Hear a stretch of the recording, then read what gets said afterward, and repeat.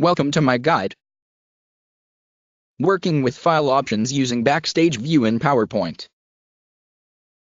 Click on PowerPoint. To get the Backstage view, click File on the ribbon toolbar. Click on Info, and it will tell you some great things about your presentation. Click on New. From here, you can create a new PowerPoint file. Click on Open. Open an existing file, save the one that you're currently working on. Click here to rename the presentation. Click on Save a Copy, and you can change the location of your file. Click here to take a printout of this presentation.